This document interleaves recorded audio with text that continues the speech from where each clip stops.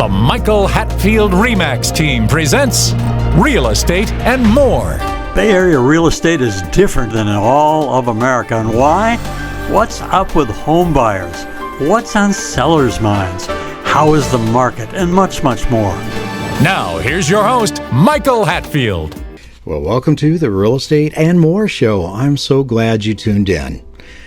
You know, I've been thinking a lot about community and what it actually means. Just coming back from a very nice 4-day celebration of a very respected woman in Scottsdale. And there was over 130 family, friends, and people that were there that I could tell really cared about her and her family. And I'm thinking, well, how do you get to that point? How, in our busy lives that we have every day, how do you actually get to that point where someone actually cares? Well, I broke it down, started thinking in my own life, what do I do that is not optimum as far as talking with people? And then I realized that that device that I carry in my pocket is one of the things that slows everything down and as far as relationship. I mentioned once before on the air that back in the days of flying airplanes, they say the more senses that you can use to take in a piece of information, the better. So meaning if you can smell something, touch something, see something, hear something, then you can take it in through all of those senses, then you're going to understand it and remember it a lot better. In my case, I think that when I distract myself from the talk or whatever is going on by looking at my in-pocket device, I think that what I do is I actually cause some ripples with a relationship. So I've somewhat taken on as a going forward thought that I want to keep that thing in my pocket a lot more and look people in the eye and actually talk to them as people, as someone that's important, someone that is meaningful, and not just something to while away the time with. You know, going out to coffee, you take the time and you connect if you keep that device in your pocket, and you hear each other in what they say a lot better. And I'm finding that in my vintage that's something that I really want to do. There's a lot of optimism in the air from people that I hear about 2025 going forward, not only in real estate, but in the actual economy. And the reason seems to be unilaterally that the economy that we live in, that we end up paying our bills with, is actually driven by energy. As far as real estate, there has been, the last few days, a lot more calls that we're receiving for services than we had been in the past year of 2024. So I'm optimistic about that. And as related before, we have the local associations of realtors that are predicting that in 2025 that there will be 10.5% roughly more transactions, that's buy-sell transactions, than we've had in 2024. So that's kind of good news. And so now we say, well, what about the affordability side? The general consensus and my crystal ball, and everyone should have their own crystal ball and not rely on mine, is that in 2025 we should see 5% mortgage interest rates. That will help the buyers that are looking to buy. It'll give them an opportunity to come in and say, hey, you know, that makes a lot of sense at that payment per month. So that's what I'm hoping. One negative that we've seen is the increasing of HOAs to the point where the cost per month has become, I wouldn't say untenable, but less manageable, put it that way, than we have seen in the past. We've seen the number of HOAs also grow in the United States of America. You know, back to this communication thing that I started out talking about. how people enjoy community and how important it is. When I grew up, my entire family was coming to visit on a weekly basis, and we would have dinners and we would have meals, and we would talk, and know each other much, much better than we do today. So I'm thinking that if we could get back to that, to where people are talking with people more than paying attention to the gadgets, having that Sunday meal like you see on Blue Bloods on television, those kind of actions can be very important to holding a family together, to making it more solidified towards the members of the family, towards each other, and making it so much better.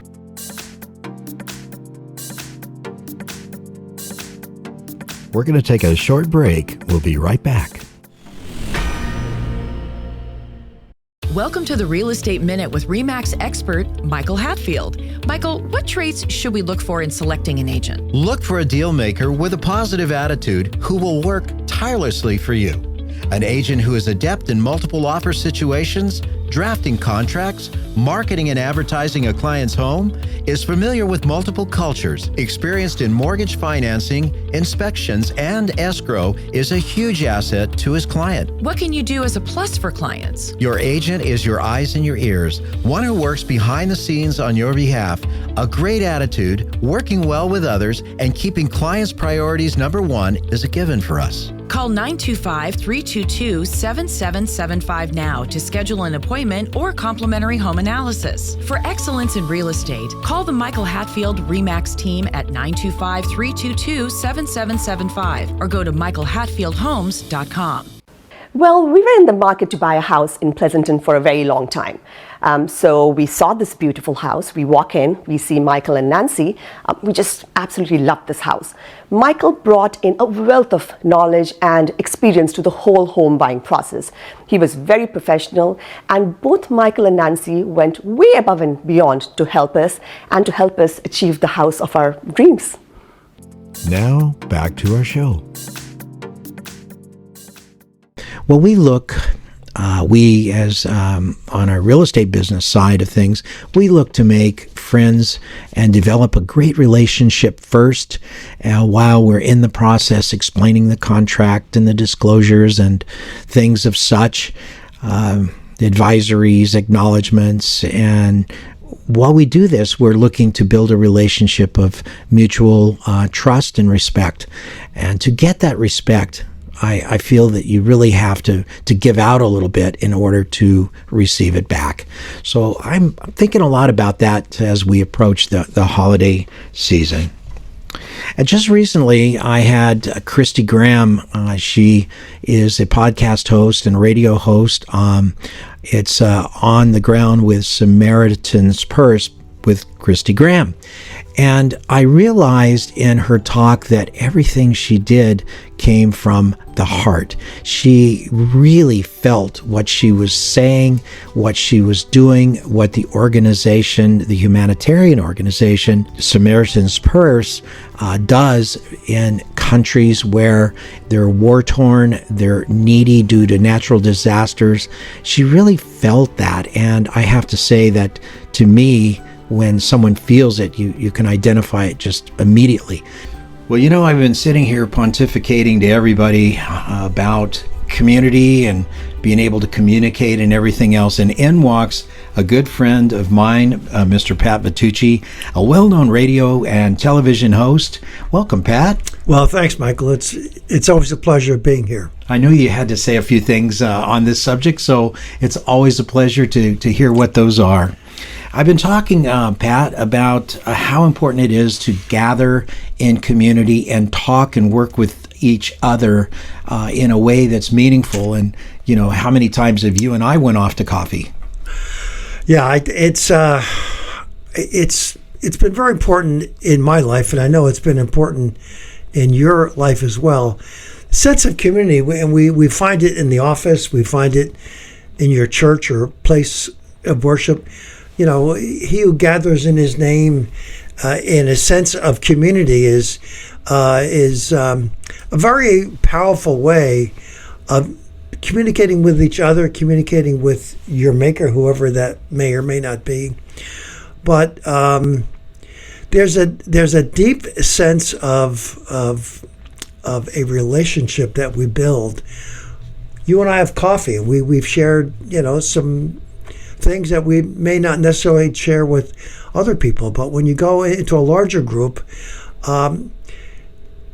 it's a pretty lonely world out there, Michael. And sadly, people are buttoned up and they don't share their life and they don't go out of their house, or may not even know your neighbors anymore. Years ago, you knew all your neighbors and their kids' names. And nowadays, frankly, sadly, I don't know some of my neighbors. You never see them. The garage door opens via electronic button. The car goes in. Before they get out of the car, the garage door is down. You can't even say, hey, how was your day today? Or how are your kids doing? How's your job doing? How's your wife doing? Would you like to go out to dinner?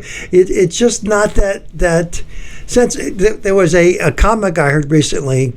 Years ago, when the doorbell rang, you would run to the door and everybody exit and say, oh, we have company. Come on in. Let's have coffee. Let's have dinner.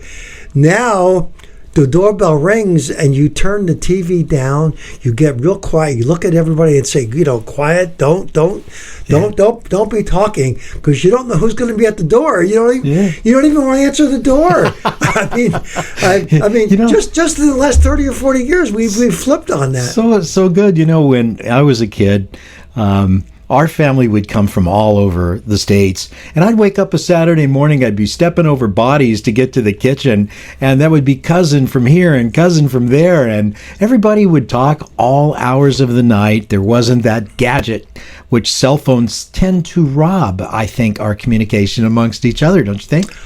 I remember Halloween night. We never locked our doors. My cousin and my two cousins came in the front door. The door was unlocked in this costume, and they scared the heck out of us. But I'm thinking, my gosh, we not only had the little knob on the doorknob, but now we have dead bolts and alarm systems, and it's sad that we've come this far. Back in the 50s and 60s, it was kind of a more friendly, more communicative world that we lived in. We kind of depended on each other. Now we're doing Facebook and all these other softwares that we don't look at each other eyeball to eyeball. It's funny, you see a family out to dinner, husband and wife and two kids. They're all sitting there on their phones reading or playing games. Nobody's talking to each other. No. It's incredible. One of the things I've noticed over the last 4 or 5 years, and I'm not going political, I'm just saying over the last 4 or 5 years, we've been hit in the pocketbook.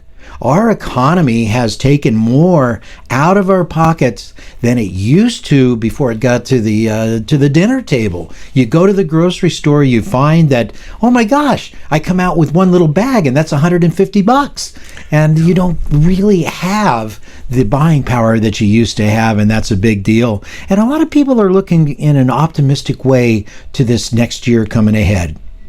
Yeah, there seems to be just a lot of enthusiasm. So many more people are plugged into the political world.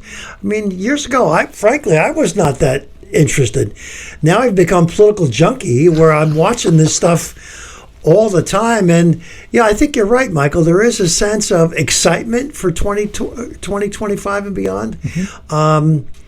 And it all cascades down from the top. I think, not to sound political, but you have to have a charismatic leader that seems to care, maybe genuinely does care, about you and me and how much the price of eggs are, right?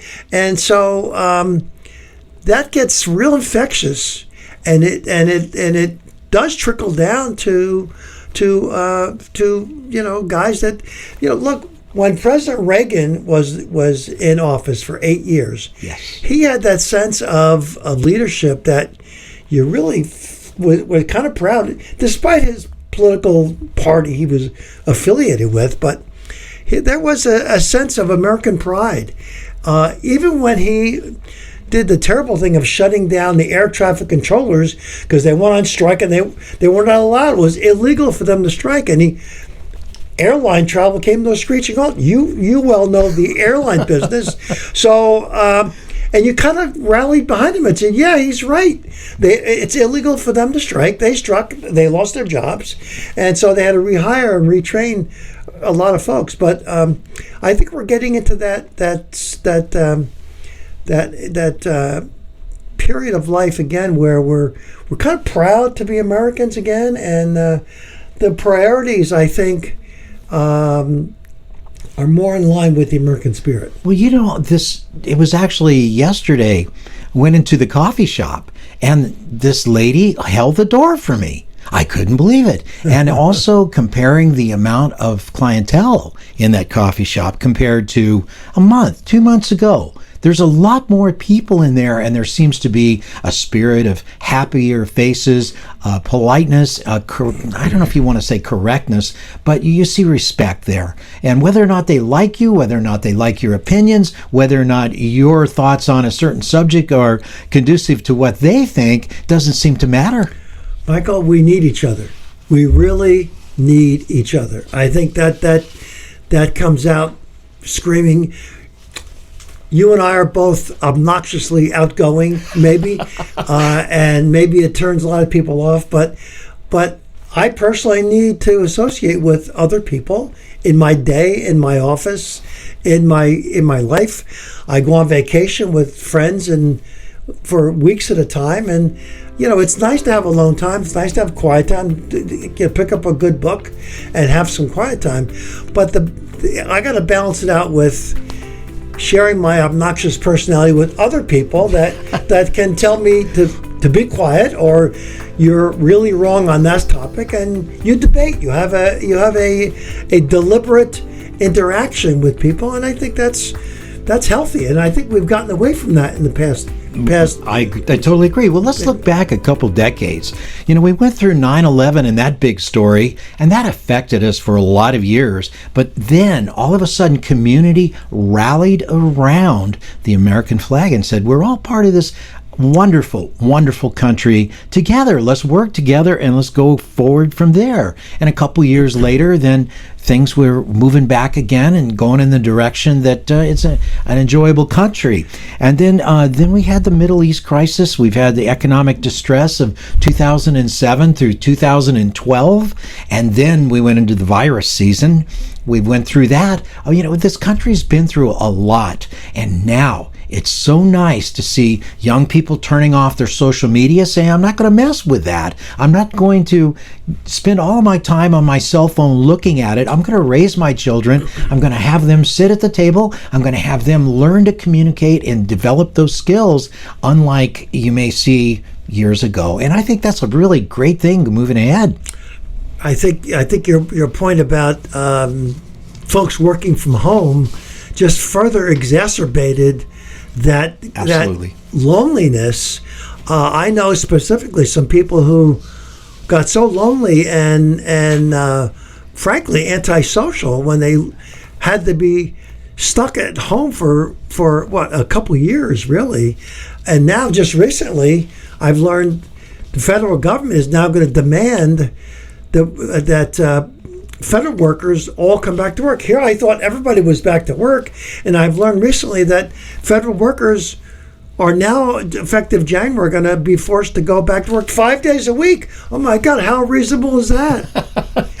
What's really amazing is I just showed a property yesterday. It's a lease office suite, and there's like multiple offices in there, about 4,000 square feet of office space. And this potential tenant looks at me and says, well, people are still staying at home. They're not coming to work. I said, well, maybe they should. And maybe we should look forward to the fact of coming back and have the community rally around, have a tribal effect when we look to conquer some business target or objective. That's one of the things. Look, you can face a challenge alone, but it's so much easier when you've got a team that you can bounce ideas off of. I mean, it's been shown that all the ramifications of COVID-19 and the whole sequestering issue has really been a really focus of some social issues that were not all that positive, and thankfully we're getting out of it slowly, maybe. But I think the more people depend on each other, and the ideas you get just at the water cooler from one of your co-workers, maybe you've got a half-baked idea, but somebody fills in the other half, and now your half-baked idea sounds like it may have merit if you twist and turn it a little bit and modify it a little bit. Now you've got a kernel of perhaps something that would work really well, and I think that's the dynamic that we've been missing. You know, when I was a kid, I used to get really anxious or nervous about, who's going to be elected, or this potential war. Or I was at the time in the 60s when Nikita Khrushchev was putting rockets on the island of Cuba. And I was all nervous about that. And then there was, flus, and there were issues like that. And I remember one time Mom just kind of put her arm around me and she says, there'll always be wars, famines, disasters, and plagues. Evil is also everywhere. The question is what will you do to deal with that and to make things better? Start with your own thoughts about how you can make things better. Yeah, there's the whole pragmatic issue of life is not always a bowl full of cherries, right? We've got good days, we've got bad days. But fortunately, we're blessed in this country with a whole lot more good days than bad. I mean, when you watch the news and you see all these war-torn areas and streets and blocks and cities just absolutely decimated, and then you look out your window and you see these beautiful landscaping and trees, and we're pretty fortunate not to be in the middle of some of those countries. And so, yeah, you've got to stay optimistic, and yeah, sometimes life gets you down, but I think that when you have a sense of community and a sense of belonging, there's friends and family will bring you up again there, because individually we can all get sad and depressed, but that's what family and friends are for, is to break you out of that funk, if you will, and get you to a more positive day. Would you say that inspiration, joy, hope, happiness, and all of that is absolutely paramount in how a person goes forward to enjoy their life? Well, look, I have been blessed with a spiritual life, and whether you believe in God or not, there's some inner voice that talks to you every day, and I think you've got to be able to listen to that inner voice, and thank your Maker for every breath that you take. And I think I just read the other day, President elect Trump is going to bring the Bible back into schools. And bring the Pledge of Allegiance back in the schools. I didn't even know the Pledge of Allegiance was not being said every day. Every morning we would stand up and pledge of allegiance, because we were happy to be part of this country. And so I think our school system's got to get back into those basic fundamental things, and maybe even a blessing of some sort, without specifically talking about a specific superpower of whoever your God is. You think standing and have these children bless their day and thank their God for being able to be there that day. I gotta say that I really find that when I was talking with Christy Graham, who represents Samaritan's Purse, one of I think they're number 23 as far as the largest humanitarian organizations that are out there. And they go into these war-torn countries. They go into Appalachia, where we've had Hurricane Helene create so much devastation and death, and also into the tornado regions of Oklahoma. But they go in there, but they take faith with them. And so whether or not you are a Christian or whether or not you're of some other faith, that's one thing. And that's okay. But I think that a person, as part of their psyche, needs to have that. Yeah, I mean, I've been blessed. It's always been part of my life. And when I ran a business for 100 years, I would always emphasize, being the most altruistic manager I could be. At the same time, concurrently, profit was not a dirty word.